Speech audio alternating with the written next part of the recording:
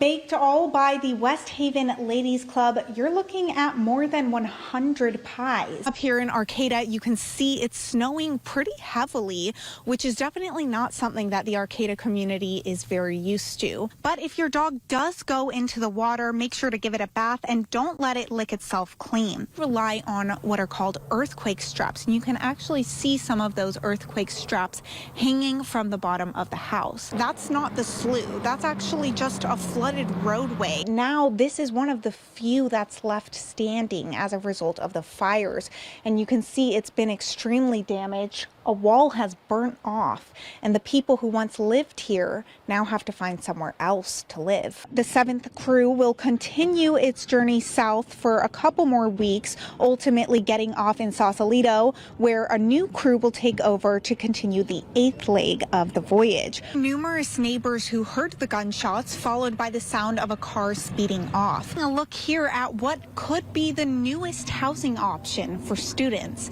That's the Humboldt Bay.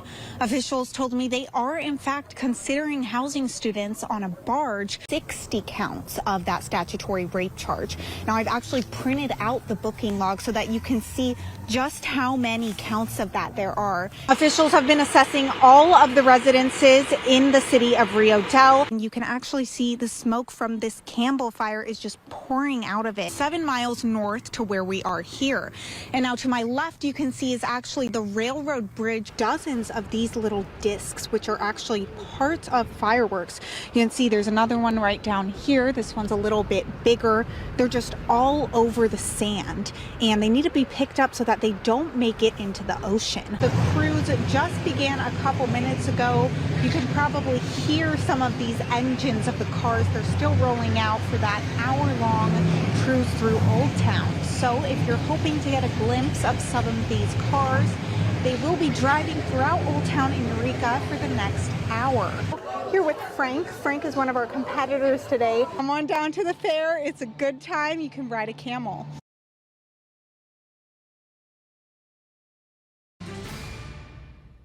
Good evening, and thank you for being here for North Coast News at 6 on this Friday. I'm Sophie Lincoln.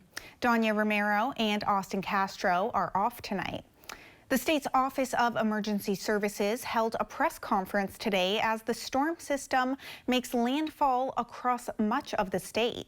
Eureka police received reports of a woman being pinned against a building by a car just before 5 p.m. today. The Yurok tribe announced today that it has hired its new missing and murdered Indigenous persons investigator. You know, I think I would do it. Yeah. Would you take the plunge? You know, I think for a great cause like this, it definitely seems like charity. A great time. Yeah, of course, it's for charity, and hopefully if it's a sunny day like in those photos, I think it'd be a great time to take a nice dip into the Humboldt Bay. Question is, what would your costume be? I don't know. I might just go with a regular bathing suit. Oh, okay. Keep it simple. Something fun like a duck or some kind of aquatic animal. A sea otter. I'm a big fan of sea otters. Oh, yes. So you know, I would do a sea otter. There you go. Well, thanks for being here with us, and stick around because TMZ is up next.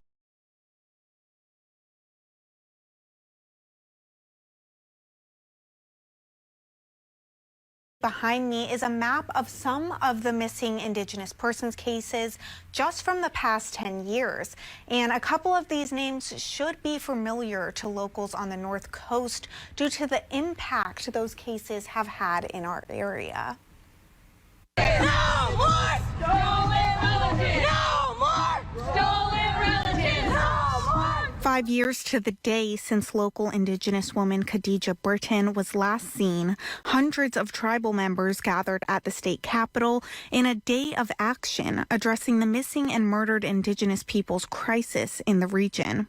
There's over 300 people listed, and that's not just York specific, it's Northern California Native populations. Of those more than 300 missing Indigenous people, Britain's case, as well as the cases of Emily Risling and others, have rocked the Northern California community. Investigate the disappearance of a missing Indigenous woman. Another attempt at finding Khadija Burton. Marks 1 year since Emily Risling was last seen by the public. The Centers for Disease Control and Prevention classifies the MMIP crisis as an epidemic, one that is particularly particularly bad here in Northern California. But the victims of this epidemic are more than statistics, especially for their family members. My grandmother, Georgina Kiesner, she was murdered in the 70s. For many Indigenous families, cases like that of Ipina's grandmother have slipped through the cracks due to what some say is a lack of attention from law enforcement. There's historic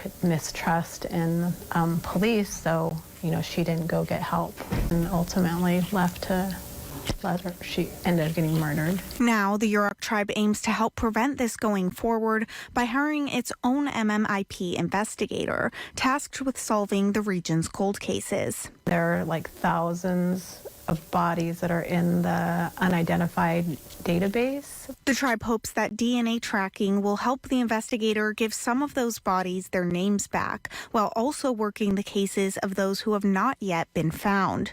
The new investigator was hired by the tribe using grant funding, one of the latest in a number of initiatives the Yurok tribe leaders have made in the past couple years to address this crisis. The triggering moment was Emily Risling going missing on the reservation. When this crisis is happening around you, it feels like it's someone else's household or it's someone else's reservation, but that was just so close to home. And I think we just, we had to do something. The Yurok tribe recently requested a $200 million budget for the state of California to use toward addressing the MMIP crisis. Tribal leaders are also currently pushing legislation that would give tribal police officers the same status as peace officers in California, so they're able to better respond to the tribe's needs. In the last 5 years, Robert Hayhurst has faced multiple tragedies more brutal than many people will ever see in their own lives. In 2019, the body of Hayhurst's 19-year-old daughter, Hannah, was found here after she had been brutally murdered and disemboweled by 43-year-old Daniela Moore. She pretty much dissected my daughter.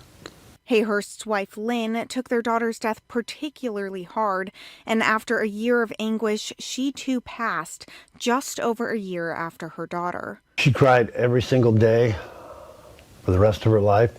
But through all the pain and heartbreak, Hayhurst continued on each day with the hope that ultimately he would help get justice for his daughter.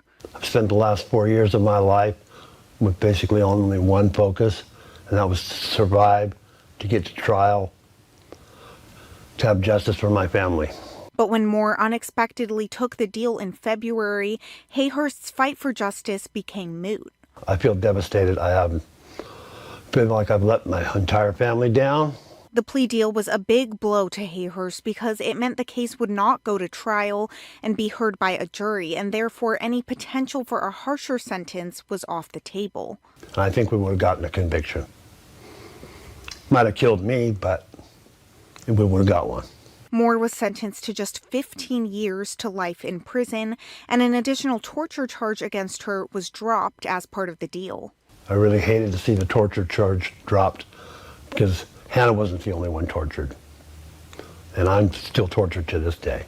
Next week would have been Hannah's 23rd birthday. I plan on going to her favorite spot at dawn. When she liked to go there, it's the lookout point at King Salmon. And I will leave one red rose for Lynn and one white rose for Hannah.